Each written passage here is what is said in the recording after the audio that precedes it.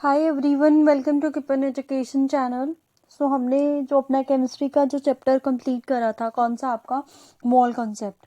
ठीक है, कौन सा चैप्टर था आपका मोल कॉन्सेप्ट, जिस पे रीसेंट वीडियो डली है, तो उसके ये PYQ है। देखो, इसी के बीच में मैंने अपनी जो केमिकल काइनेटिक्स है ना, आपका टॉपिक केमिकल काइनेटिक्स बहुत ही छोटा सा टॉपिक है। देखो, अभी तक जितने भी पेपर हुए, अगर मैं बात करूं 2012 से लेकर के 2040 तक, सॉरी 2024 तक, तो हमारे पास जो क्वेश्चन आए हैं ना, 2 से 3 टोटल क्वेश्चन आए हुए हैं केमिकल काइनेटिक्स से। अभी जो रिसेंट एग्जाम हुआ है 22 और 23 में, उसमें इसमें से क्वेश्चन आए हुए थे, इसीलिए मैंने इस टॉपिक के बारे में भी करवाया। तो इस टॉपिक का मैंने आपको वीडियो अपलोड नहीं करी है, पर जो हमारी केमिस्ट्री की प्लेलिस्ट बनी है, उसमें मैंने जो आपका मोल कॉन्सेप्ट टॉपिक है, ठीक है, मोल कॉन्सेप्ट जो टॉपिक है, उसके नेक्स्ट में ही मैंने आपकी वीडियो केमिकल काइनेटिक्स जो है अपलोड कर दी है, क्योंकि मैंने पहले भी ये वीडियो बनाई थी, तो वो जितनी मैंने बनाई है वही सफिशिएंट है। तो सेम वीडियो को मैं दोबारा से बनाऊं, उसका कोई फायदा नहीं है। ठीक है, तो इसलिए मैंने केमिकल काइनेटिक्स के ऊपर वीडियो नहीं बनाई है। तो आप पहले वो देखिए, उसके बाद, क्योंकि इसमें आपको मिक्स क्वेश्चन मिलेंगे मोल कॉन्सेप्ट के भी और केमिकल काइनेटिक्स के भी। मैं ब्रीफ आइडिया आपको केमिकल काइनेटिक्स का दे देती हूँ। ठीक है, अगर आपको आइडिया नहीं है, कि थोड़ा सा आइडिया दे देती हूँ, बाकी जो आपको डिटेल में आइडिया है वो वहाँ से मिल जाएगा। ठीक है, तो अगर मैं बात करूँ किसकी, केमिकल काइनेटिक्स की। ठीक है, केमिकल काइनेटिक्स की, केमिकल काइनेटिक्स। ठीक है, केमिकल काइनेटिक्स तो क्या है हमारे पास काइनेटिक्स। तो केमिकल काइनेटिक्स क्या है, केमिस्ट्री की ऐसी ब्रांच है जिसमें हम किसके बारे में स्टडी करते हैं, study of rate of reaction, study of rate of reaction. ठीक है, रिएक्शन के रेट के बारे में स्टडी करते हैं हम, उसको हम क्या बोलते हैं, उस ब्रांच को हम केमिस्ट्री की क्या बोलते हैं अपनी, हम बोलते हैं उसको केमिकल काइनेटिक्स। ठीक है, नाउ व्हाट इज रेट, की अगर कोई पूछे व्हाट इज रेट, रेट का मतलब क्या है हमारे पास। ठीक है, तो रेट का मतलब है कि हाउ फास्ट और स्लो रिएक्शन, मतलब कि हाउ रिएक्शन टेक प्लेस। ठीक है, हाउ रिएक्शन टेक प्लेस, कितनी जल्दी, कितनी फास्ट या स्लो रिएक्शन हो रही है, वही उसका रेट है। फॉर एग्जाम्पल, हमें रिएक्शन करवानी है A+B में। ठीक है, A+B में उससे C बन रहा है, लेट्स से कि इसको 10 मिनट्स लगे। ठीक है, इसको कितने लगे, हमारे पास है 10 मिनट्स लगे। उसी बाद मैंने A+B ही रिएक्शन करवाई, पर यहाँ पे कुछ ना कुछ ऐड कर दिया, उससे जो C है वो 5 मिनट में बन गया। ठीक है, उससे जो C है वो 5 मिनट में बन गया। तो यहाँ से क्या हुआ, हमारे पास इस रिएक्शन का जो रेट है वो हमने फास्ट कर दिया। तो कैसे हम रिएक्शन के रेट को फास्ट स्लो कर सकते हैं, वो सारा हम केमिकल काइनेटिक्स में पढ़ते हैं। ठीक है, एक हमारे पास स्लो होता है कि जैसे ये हमारे पास A+ में B+ में C ये बन रहा है ना। अगर आपसे कोई पूछे what is rate of reaction, किस रेट ऑफ रिएक्शन बताओ क्या है आपके पास, तो रेट ऑफ रिएक्शन क्या होता है, concentration, change in concentration upon में time, change in concentration upon में time, change in concentration upon में टाइम। तो ये होता है हमारे पास रेट ऑफ रिएक्शन की, किसी की कॉन्सेंट्रेशन रिएक्टेंट की या प्रोडक्ट की वो कैसे चेंज हो रही है, वो क्या है आपके पास, चेंज इन कॉन्सेंट्रेशन अपॉन में टाइम, वो है आपका रेट ऑफ रिएक्शन, वो क्या है आपके पास, रेट ऑफ रिएक्शन। अब ना आपके पास इंपॉर्टेंट आता है factors affecting, factors affecting rate of reaction, factor affecting rate of reaction, rate of reaction, कि हम कैसे कैसे जो रेट ऑफ रिएक्शन को इंक्रीज डिक्रीज कर सकते हैं, किस किस फैक्टर पे डिपेंड करता है। पहला हमारा फैक्टर है कॉन्सेंट्रेशन। तो कॉन्सेंट्रेशन को अगर हम इंक्रीज करते हैं तो हमारा रेट भी क्या होता है, इंक्रीज, सिंपल। ठीक है, उसके बाद डिटेल स्टडी आपको वीडियो में मिल जाएगी। सेकंड जो है टेम्परेचर, सेकंड क्या है, टेम्परेचर, ये आपका इंपॉर्टेंट फैक्टर है। इसमें क्या है, टेम्परेचर में क्या बोलते हैं, टेम्परेचर में कि अगर हम 10 डिग्री सेल्सियस से इंक्रीज करते हैं ना, लेट्स से कि पहले उसका रेट था 10, अब 10 कितने पे था, 25 डिग्री सेल्सियस पे, अब मैंने टेम्परेचर पहुंचा दिया है 35 डिग्री सेल्सियस, तो इसका जो रेट है वो हो जाएगा 20, विच मीन्स की जो रेट है वो हो जाता है डबल, रेट हमारे पास डबल हो जाता है। तो every 10 degree rise in the temperature rate becomes double. ठीक है, ये इंपॉर्टेंट है। उसके बाद थर्ड हमारे पास आती है कैटेलिस्ट, थर्ड हमारे पास क्या आता है, कैटेलिस्ट। तो कैटेलिस्ट भी क्या करता है, कैटेलिस्ट भी रेट को इंक्रीज ही करता है, रेट को इंक्रीज करता है, बट कैसे, इसकी एक्टिवेशन एनर्जी को, एक्टिवेशन एक्टिवेशन एनर्जी होती है इसकी, ठीक है, एक्टिवेशन एनर्जी को डिक्रीज करके, एक्टिवेशन एनर्जी को डिक्रीज करके, ठीक है, एक्टिवेशन एनर्जी को डिक्रीज करके। व्हाट इज एक्टिवेशन एनर्जी, ये हमने पहले भी पढ़ा है, बाकी आपको वीडियो में डिटेल में मिल जाएगा। तो कैटलिस्ट क्या करता है, एक्टिवेशन एनर्जी को कम करता है, उसकी वजह से इसका रेट क्या हो जाता है, फास्ट हो जाता है। उसके बाद नंबर 4 आता है इसका सरफेस एरिया, ठीक है, क्या आता है इसका, सरफेस एरिया हमारे रिएक्टेंट का। तो सरफेस एरिया भी डायरेक्टली प्रोपोर्शनल है किसके, रेट के। जितना ज़्यादा सरफेस एरिया होगा उतना ही ज़्यादा क्या होगा, रेट। तो रेट सभी के डायरेक्टली प्रोपोर्शनल है। मेन इसमें टेम्परेचर और कैटलिस्ट का है कि 10 डिग्री राइज करेंगे तो डबल हो जाएगा। कैटलिस्ट भी रेट को फास्ट करता है, बट कैसे फास्ट करता है, उसकी एक्टिवेशन एनर्जी को डिक्रीज करके, ठीक है। तो ये थे हमारे पास रेट ऑफ रिएक्शंस के इंपॉर्टेंट फैक्टर। उसके बाद अगर आपके पास ये रिएक्शन लिखी है ए प्लस में बी, उससे सी बन रहा है, तो कोई बोले इसका रेट लिखो, तो इसका रेट क्या होगा, लॉ ऑफ मास एक्शन से जब हम रेट लिखते हैं तो वो हमारे पास ए की कॉन्सेंट्रेशन, बी की कॉन्सेंट्रेशन, क्योंकि डायरेक्टली प्रोपोर्शनल होता है रिएक्टेंट की कॉन्सेंट्रेशन के, और यहाँ पे आता है एक कांस्टेंट, ठीक है, ओनली ऑन रिएक्टेंट की कॉन्सेंट्रेशन पे। और जो ये कांस्टेंट आता है, इस कांस्टेंट को हम बोलते हैं रेट कांस्टेंट। इस कांस्टेंट को क्या बोलते हैं हम, रेट कांस्टेंट। यहाँ पे इनकी पावर होती है, लेट्स से यहाँ पे ए है, यहाँ पे बी है, तो जो ये पावर्स है, पावर्स का सम अगर हम कर दे तो वो क्या आ जाता है हमारे पास, ऑर्डर। ए प्लस में बी कर दूं तो वो क्या होता है, रिएक्शन का ऑर्डर। अगर ये पावर्स को प्लस करके 0 आ रहा है तो 0 ऑर्डर, 1 2 3 ऐसे करके आपका ऑर्डर चलता है रिएक्शंस का, ठीक है। तो ऑर्डर के बारे में हो गया। उसके बाद आती है इनकी units of rate constant, units of rate constant, ठीक है, रेट कांस्टेंट, रेट कांस्टेंट की यूनिट पे आता है। लेट्स से हमने 0 order, rate of reaction, rate of reaction किसके इक्वल है, के ए पावर 0, क्योंकि 0 ऑर्डर रिएक्शन है, तो 0 ऑर्डर रिएक्शन है, उसके लिए हमारे पास इसकी कॉन्सेंट्रेशन की पावर क्या होगी, 0, उसकी पावर क्या होगी, 0। तो रेट ऑफ रिएक्शन क्या आ जाएगा, रेट ऑफ रिएक्शन आ जाएगा हमारे पास के। तो हमें इसकी units of rate constant for 0 order, तो 0 ऑर्डर का जो रेट कांस्टेंट है वो रेट ऑफ रिएक्शन के ही इक्वल होता है। तो इसकी ना ट्रिक है आपके पास किसी भी ऑर्डर की यूनिट निकालने की, क्या, यहाँ पे हमने कॉन्सेंट्रेशन ले लिया, कॉन्सेंट्रेशन की पावर 1 माइनस में n, और टाइम की पावर, टाइम की पावर लगानी है हमने, तो कॉन्सेंट्रेशन की यूनिट है -1। तो अभी आपको किसी भी रेट कांस्टेंट की यूनिट पूछे तो यहाँ पे जो n है वो है ऑर्डर ऑफ द रिएक्शन, वो क्या है हमारे पास, ऑर्डर ऑफ द रिएक्शन। तो अगर n हमारे पास 1 है, तो n हमारे पास 1 है तो कॉन्सेंट्रेशन पावर क्या आ जाएगी, 1 माइनस 1 क्या हो गया, 0, और टाइम की पावर आ गई माइनस, तो ये तो कॉन्सेंट्रेशन तो खत्म हो गया। तो टाइम की यूनिट क्या होती है, सेकेंड, सेकेंड इनवर्स, यानी कि जो फर्स्ट ऑर्डर है उसका जो यूनिट होती है उसके रेट कांस्टेंट की, वो क्या होती है, पर सेकेंड।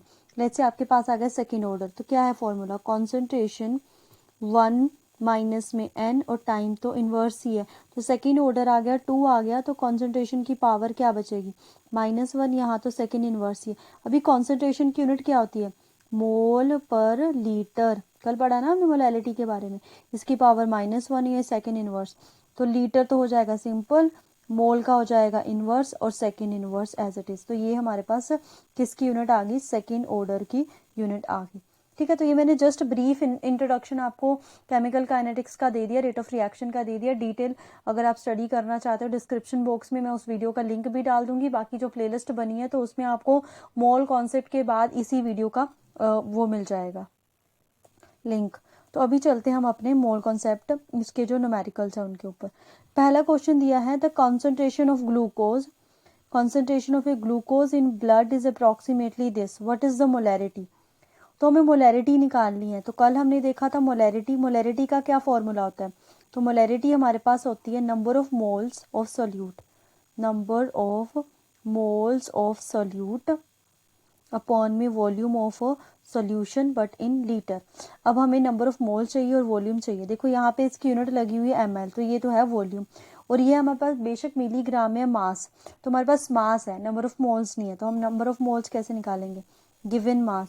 तो गिवन मास कितना हो जाएगा, 90 मिली है, मिली होता है 10⁻⁻3। अब मोलर मास ग्लूकोज का C6H12O6, ये होता है इसका फॉर्मूला, तो इसका मोलर मास बनेगा 180। 0 से 0 कैंसिल, 9 1s 9 2 दो, तो ये हमारे पास आ जाएगा 0 पॉइंट में 5 इंटू में 10 रेज टू पावर -3। ठीक है, तो ये हमारे नंबर ऑफ मोल्स आ गए 0 पॉइंट में 5 इंटू में 10 रेज टू पावर -3 अपॉन में वॉल्यूम कितनी दे रखी है 100 बट ml में दे रखी है, तो हमें मिली से 10 रेज टू पावर -3 से मल्टीप्लाई करना पड़ेगा। तो इससे ये कैंसिल, इसको सॉल्व करेंगे, एक पॉइंट पहले से ही था, 2 पॉइंट और आगे, 0 पॉइंट में 005 मोल, ये मोल per litre, option number B. तो देखो कितना इजी क्वेश्चन है। सबसे पहले क्या करना है, अपना जो मोलैरिटी का फॉर्मूला है वो आपको पुट करना है, उसके बाद जो भी गिवन है उसके अकॉर्डिंग अपने सारी चीज़ें फिलअप करनी है। ठीक है, नेक्स्ट क्वेश्चन है, how many number of a sodium atoms are present in 6.9 gram of a element. Sodium है तो नंबर ऑफ सोडियम एटम्स, यानी कि नंबर ऑफ एटम्स फाइंड करने हैं हमें, नंबर ऑफ मोल्स नहीं। तो अगर हम नंबर ऑफ मोल्स फाइंड कर लेंगे, हमें पता है कि 1 मोल में कितने एटम होंगे, 6 पॉइंट में 022 इंटू में 10 रेज़ टू पावर 23, इतने हो जाएंगे। अब हमें इसके मोल फाइंड करने होंगे, मोल यहाँ से फाइंड होंगे। गिवन मास कितना है 6.9, मोलर मास होता है इसका 23, तो कितना आ जाएगा सॉल्व करके 0.3। तो 0.3 को इसको मल्टीप्लाई करेंगे 1.8 समथिंग आएगा, इसकी पावर तो यही रहेगी। यहाँ पे 24 है, यहाँ पे 0.3 को 6 आएगा ना, तो यही होगा इसका आंसर।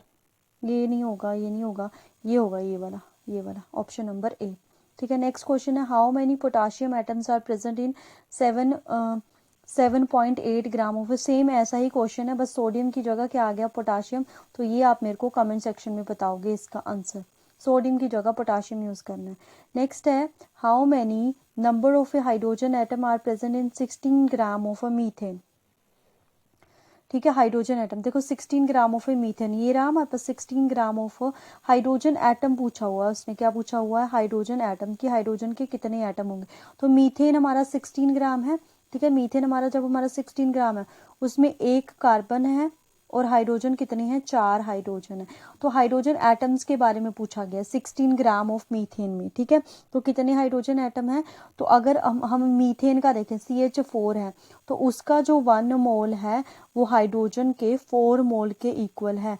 तो 1 मोल में कितने एटम्स होते हैं, 1 मोल में कितने एटम होते हैं 6 पॉइंट में 022 into 10 raise to power 23, but उसका तो 4 मोल है, तो 4 से मल्टीप्लाई करके क्या आ जाएगा 24.09 समथिंग करके इसका आंसर आएगा डी। ठीक है, ऐसा। नेक्स्ट क्वेश्चन है, out of the following which ways a maximum, किसका मास ज्यादा होगा। This molecule of a carbon, ठीक है, this molecules of a carbon, तो ये तो दोनों सेम ही लिखा हुआ है, तो ये तो 1 मोल के इक्वल ही हो गया, दोनों 1 मोल 1 मोल। दिस एटम्स, कार्बन कार्बन है, ये मॉलिक्यूल्स है, ये एटम है, या फिर 10 gram of 10 gram of carbon dioxide. तो अगर हम देखें 10 ग्राम गिवन मास अपॉन में मोलर मास, इसका कितना होता है 44 ग्राम। तो यहाँ से तो ये 0 पॉइंट समथिंग ही आएगा हमारे पास।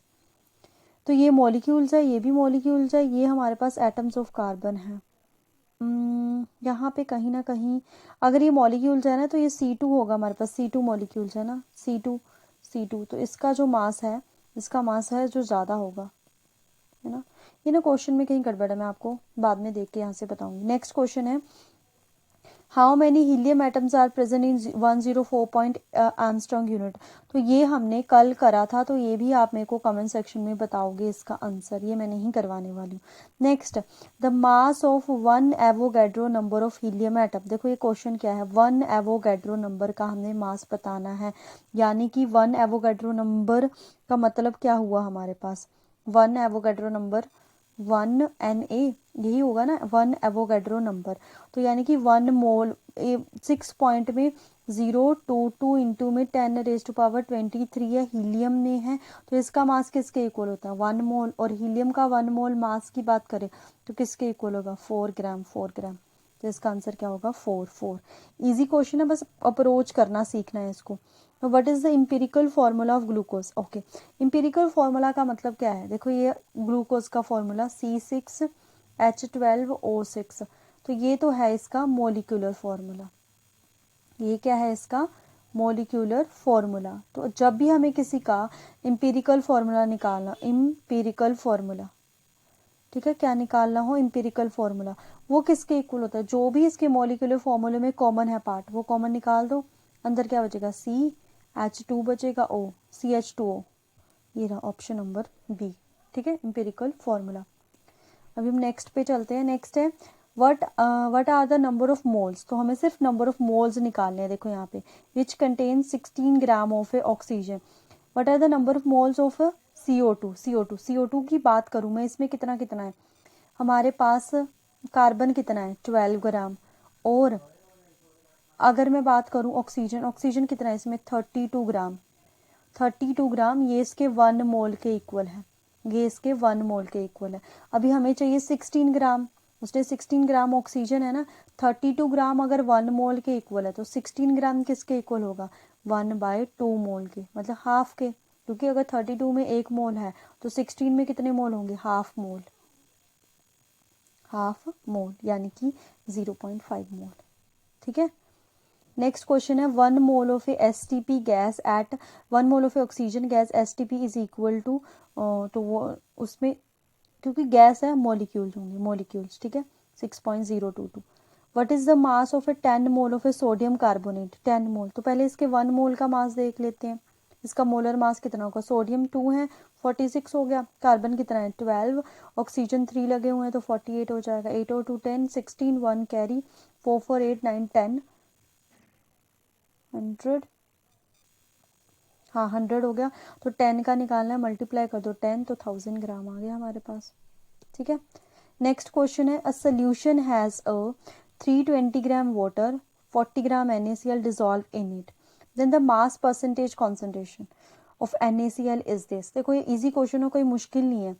इसमें हमें NaCl की कॉन्सेंट्रेशन निकालनी है, तो NaCl का मास कितना दे रखा है 14 ग्राम, अपॉन में टोटल कितना हो जाएगा 320 प्लस में 40 360, परसेंटेज निकालनी है तो मल्टीप्लाई कर दो 100 से, 0 से 0 कैंसिल, 4 1 4 9 तो क्या आ गया हमारे पास 100 अपॉन में 9, तो 100 अपॉन में 9 अगर हम निकालेंगे 11 पॉइंट में 1% आ जाएगा, 11 पॉइंट में 1%। नेक्स्ट क्वेश्चन देखो number of electron present in 10 gram of a water, 10 gram of a water में कितने नंबर ऑफ इलेक्ट्रॉन्स प्रेजेंट होंगे। तो वाटर हमारा 18 ग्राम होता है, अगर उसके मोलर मास की बात करें तो 18 ग्राम वाटर होता है, तो उसमें कितने इलेक्ट्रॉन प्रेजेंट होते हैं हमारे पास, 2 हाइड्रोजन के इलेक्ट्रॉन और 8 हमारे पास ऑक्सीजन के इलेक्ट्रॉन, यानी कि 10 इलेक्ट्रॉन प्रेजेंट होते हैं हमारे पास, ठीक है, हमारे पास 10 इलेक्ट्रॉन्स प्रेजेंट होते हैं। तो अगर मैं बात करूं एक तरह से, अगर हम बात करें तो जो 1 मोल है 1 मोल उसमें कितने इलेक्ट्रॉन हुए 6.022 इंटू में 10⁻23 इलेक्ट्रॉन्स हुए। तो इसका हमें मोल्स निकालना पड़ेगा 10 अपॉन में 18 ग्राम मोल, तो 10 अपॉन में 18 ग्राम मोल में कितने इलेक्ट्रॉन आ जाएंगे, यहाँ से निकाल लेते हैं हम, इसको हम डिवाइड कर देंगे 10 से और 18 चला जाएगा ऊपर, नहीं 10 जाएगा ऊपर और 18 आएगा नीचे, 10 जाएगा ऊपर और 18 आएगा नीचे, ये रहा option, option number B, option number B is the right answer. Next question है हमारे पास द pH, ओके pH हमने नहीं करा तो हम ये नहीं करेंगे। Solution molarity of a pure water 55 point में 55 mm, the amount of a water produced by combustion of a 16 gram of a methane in the following reaction. देखो 16 ग्राम मीथेन है, ठीक है, 16 ग्राम मीथेन है यानी कि इसका 1 मोल है, तो उससे वाटर के कितने बन रहे हैं 2 मोल, वाटर के 2 मोल बन रहे हैं। तो हमें पता है कि जो 1 मोल है उसका मास होता है 18 ग्राम, तो 16 ग्राम में हमारे 2 मोल बन रहे हैं, तो 2 मोल का कितना हो जाएगा 36 gram, 36 gram. Mass of 1 mole of a carbon dioxide, तो 1 मोल है किसका है कार्बन डाइऑक्साइड, तो इसका मोलर मास फाइंड कर दो 44, सिंपल सी बात है, इसमें कुछ भी करने की जरूरत नहीं थी, 44 ग्राम। A solution contain 20 gram of a common salt in 180 gram of a water. Calculate concentration in term of a mass by mass percentage. Same question है ये जो अभी हमने करा था, ठीक है, उसका सेम पार्ट है ये हमारे पास जो अभी अभी करा हमने,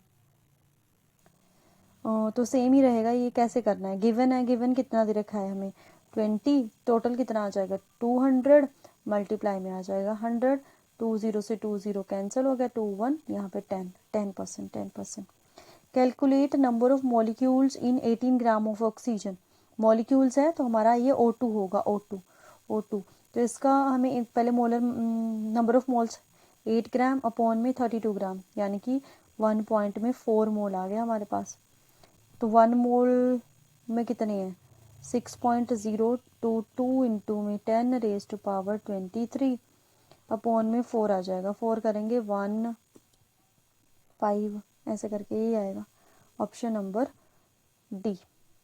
ठीक है, नेक्स्ट क्वेश्चन है दिस ग्राम, मतलब ये हमें एटम्स दे रखे हैं। Helium atom has how many mole, तो नंबर ऑफ पार्टिकल्स दे रखे, तो मैंने बोला नहीं था इसमें नंबर ऑफ मोल्स कैसे निकालेंगे, गिवन पार्टिकल्स अपॉन में एवोगैड्रो नंबर 6.022 इंटू में 10 रेज टू पावर 23, तो 23 से 23 कैंसिल हो गया, 6 30 है, 6 5 30, तो 5 मोल। ठीक है, next volume of A 4.4 gram of a carbon dioxide gas at STP। तो हमें पता है कि किसी का भी 1 मोल होता है उसमें 22.4 लीटर वॉल्यूम होती है। अब ये 4.4 ग्राम है, तो यहाँ से इसका मोल निकालते हैं, गिवन मास अपॉन में मोलर मास कर देंगे, 4 0 पॉइंट में 1 आएगा, ये 0.1, तो 0 पॉइंट मोल इसको मल्टीप्लाई कर देंगे, 0.1 22 पॉइंट में 4 सॉल्व करेंगे 224 litre, sorry, option B. The number of molecules of S8 in 16 gram of a solid surface. ठीक है, 16 ग्राम ऑफ S8 के हमें मॉलिक्यूल्स फाइंड करने हैं, तो इसका जो मास है वो 16 ग्राम 16 ग्राम पूछा हुआ है, तो 32 ग्राम होता है इसका मास, तो 32 ग्राम 1 मोल के इक्वल होगा, तो इसने 16 पूछा हुआ है, तो 16 होगा हाफ के इक्वल, 16 होगा हाफ के इक्वल। तो कहाँ पे लाई करेगा, ये रहा आंसर।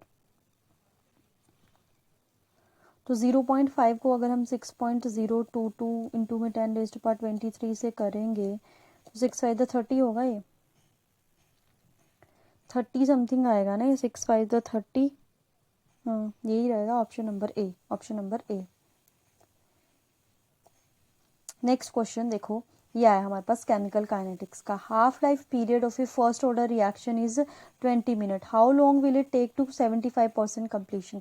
तो जो फर्स्ट ऑर्डर रिएक्शन होती है उसका जो हाफ लाइफ होता है वो हमारे पास किसके इक्वल होता है, 0 पॉइंट में 693 अपॉन में के इज रेट कांस्टेंट। तो अगर मैं यहाँ से के निकालूंगी कितना आ जाएगा, 0 पॉइंट में 693, 2 मल्टीप्लाई में मान लो मैं 10 करती हूँ तो ये कितना आएगा, 0 पॉइंट में एक 0 आएगी इसकी वजह से, 3465, तो ये हमारे के की वैल्यू आ गई।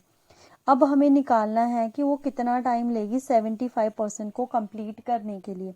तो हमारे पास इसका फॉर्मूला होता है 2 पॉइंट में 300 अपॉन में क्या आ जाएगा, के आ जाएगा, log of initial concentration, initial जब भी परसेंटेज दे रखी है इनिशियल होती है 100 और फाइनल कंसंट्रेशन क्या होती है 100 माइनस में 75 करेंगे तो ये 5 बचेगा, 25 वंस और यहाँ पे 4 पे, तो ये टी कितना बचा हमारे पास 2 पॉइंट में 300 अपॉन में के की वैल्यू कितनी, इतना ही रहने देते हैं इसको, 0 पॉइंट में 693 और ये 2 इंटू में 10 ऊपर log 4 को हम लिख सकते हैं log 2 पावर 2, तो 2 आगे आ जाएगा और log 2 की वैल्यू होती है 0 पॉइंट में 3010, तो 2 इंटू में 0 पॉइंट में 3010। अगर आप log सीखना चाहते हो तो चैनल पे विजिट कीजिए, वहां से आपको मिल जाएगा। ये इसका 1 है, ये इसका 2 है, 2 से 2 कैंसिल हो गया हमारे पास, तो 10 to 20 20 to 2 40 मिनट आंसर आएगा इसका। ठीक है, जब वो हाफ को 20 ले रही है तो इसका मतलब 75% को कंप्लीट होने में कितना लेगी, हाफ हमारा 50% है तो उससे तो ज़्यादा ही होगा, तो 40 आया 40। ठीक है, now the role of catalyst, catalyst का क्या रोल होता है, हमने अभी पढ़ा था activation energy of a reaction को चेंज करने का। Activation of a reaction energy and activation energy of a chemical reaction can be determine the rate constant at standard temperature, determine the rate constant at a 2 temperature, ये determine the rate constant at a 2 temperature Arrhenius equation होती है जो वहां से। ठीक है, next है the rate law of the expression, this found to be और rate is equal to, okay इसका रेट हमें दे रखा है, रेट कितना दे रखा है, के ए और बी ऐसे दे रखा है। ठीक है, इसका rate, now the concentration of a B is double, इस रेट को एज इट इज रहने दिया हमने, ये के एज इट इज, ए को ए ही रहने दिया और उसकी कॉन्सेंट्रेशन B को डबल कर दिया यानी कि 2B। तो now what is the rate constant? The value of a rate constant will be, क्या सेम रहेगी या कुछ फर्क आएगा? फर्क आ जाएगा, डबल हो जाएगा ना, इस पर डबल। रेट कांस्टेंट की वैल्यू पूछी उसने, रेट कांस्टेंट की वैल्यू, अगर रेट पूछता तो डबल था, अब रेट कांस्टेंट के की, तो ये 2 इस तरफ जाएगा, हाफ हाफ हाफ। इंपॉर्टेंट है ये चीज, ठीक है। मोल per litre per second are the unit of a rate constant for which of the order reaction. तो mole per litre per second, तो देखो ये कॉन्सेंट्रेशन की पावर हमने क्या पढ़ा था, 1 माइनस में n, और यहाँ पे है सेकेंड इनवर्स। तो यानी कि कॉन्सेंट्रेशन की यूनिट क्या होती है, मोल पर लीटर। तो यही बची है यहाँ पे। ये कैसे बच सकती है, अगर इसकी पावर यहाँ 1 हो, तो अगर इसकी पावर हमें 1 बचानी है तो n को क्या लेना पड़ेगा, 0। तो विच मीन्स ये किसकी यूनिट है, 0 ऑर्डर की। Rate of the reaction doubles for every 10 degree rise in the temperature, ये हमने देख लिया। Then on 60 degree of the rate the reaction will be, okay 10 degree करेंगे डबल हो जाएगा, फिर हम 20 करेंगे, फिर 30 करेंगे, फिर 40 करेंगे, फिर 50 करेंगे, फिर 60 करेंगे। तो डबल होते होते मतलब जितना टाइम भी करा, कितने टाइम, 1 2 3 4 5 6, तो इसकी पावर कर दो 6, तो 2 की पावर 6 को सॉल्व करेंगे, कितना आ जाएगा, 64 टाइम। ठीक है। नेक्स्ट है multi step chemical reaction, the rate of overall reaction. जब भी हमारे पास एक से ज्यादा स्टेप में रिएक्शन होती है तो उसका जो रेट होता है वो डिपेंड करता है स्लोएस्ट स्टेप पे, इस पे डिपेंड करता है स्लोएस्ट स्टेप पे। Which contains highest number of atoms, तो ये आप मेरे को कमेंट सेक्शन में बताओगे इसका आंसर। ठीक है, तो ये हमने नहीं करा है, मैं ये फिलहाल नहीं बताऊंगी आपको। What is the mass of a 10 mole, जी अभी हमने करा 1000 ग्राम आया था, ये क्वेश्चन भी हमने कर लिया। नेक्स्ट है ये भी हमने करा है कि 10 ग्राम वाटर में कितने नंबर ऑफ इलेक्ट्रॉन प्रेजेंट होंगे, तो ये हमने कर लिया है। विच of the following contain maximum number of molecules, ये हमने कल के उसमें वीडियो में करा था, तो इसका जो राइट आंसर था तो वो हमारा सी था, क्योंकि सभी का 1 मोल है, 1 गिवन मास 1 है। तो हमारे पास अगर इनका मोलर मास देखें, कार्बन डाइऑक्साइड का होगा 44, इसका हो जाएगा 28, इसका तो 2 ही रहेगा, और इसका कितना हो जाएगा 16। ठीक है, तो किसमें मॉलिक्यूल ज्यादा होंगे, जिसमें मोल ज्यादा है, क्योंकि 1 मोल हमारे पास 6.2, जितने ज्यादा मोल, तो ये 1 है, जिसका डिनोमिनेटर सबसे छोटा होगा, तो इसमें मोल सबसे ज्यादा, तो मॉलिक्यूल भी क्या होंगे सबसे ज्यादा, किसमें आए, हाइड्रोजन में। तो ये थे आपके मोल कॉन्सेप्ट के इंपॉर्टेंट क्वेश्चन। केमिकल काइनेटिक्स के भी इंपॉर्टेंट मैंने बता दिया आपको। बाकी अगर आपको केमिकल काइनेटिक्स देखना है, जो इसकी प्लेलिस्ट है वो देख सकते हो आप। प्लेलिस्ट नहीं देखनी है तो मैंने जो क्या बनाया है अपना अभी ये जो वीडियो, उसके प्लेलिस्ट में आपको उस केमिकल काइनेटिक्स की वीडियो का लिंक दे दूंगी। और एक बात, एसिड एंड बेस चैप्टर है आपका, एसिड एंड बेस चैप्टर, तो वो भी मैं आपको नहीं करवाऊंगी, क्योंकि वो भी एज सच मैंने पहले बहुत ही इजी वे में करवाया हुआ है, तो उसकी वीडियो भी आपको प्लेलिस्ट में इस क्वेश्चन सेशन की वीडियो के बाद में मिल जाएगी। ठीक है, तो आज के लिए इतना ही। आई होप वीडियो आपके लिए हेल्पफुल रहेगी। Thank you so much. Happy learning.